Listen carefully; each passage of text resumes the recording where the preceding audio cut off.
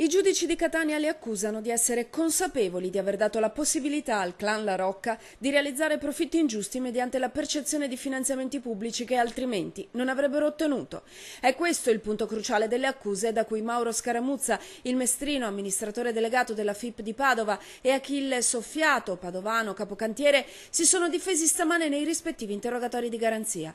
Secondo il legale di Scaramuzza, però, la questione è stata spiegata chiaramente dal suo assistito. La FIP, dice, aveva adottato un protocollo di legalità anche più severo rispetto a quello in uso. Se per quest'ultimo il frazionamento degli appalti sottoponeva le aziende al vaglio della prefettura per lavori oltre i 154.000 euro, quello di FIP prevedeva una soglia più bassa. Infatti ci sono dei singoli subappalti di 80.000 euro, di 48.000 euro, di 36.000 euro che secondo la legge non avrebbero neppure imposto la richiesta alla prefettura e per i quali invece l'ANAS, d'accordo con la FIP, ha fatto la richiesta alla prefettura.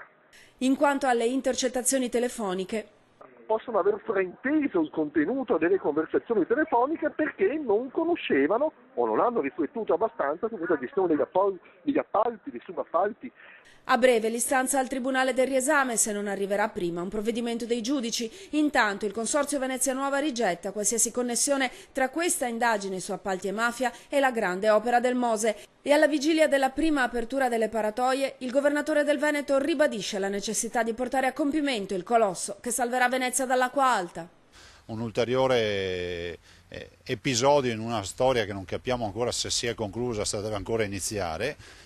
Certo è che il Mose non può restare un'incompiuta, avremmo sprecato una marea di miliardi di euro, il che significa che per noi quest'opera deve essere conclusa e deve essere messa in funzione.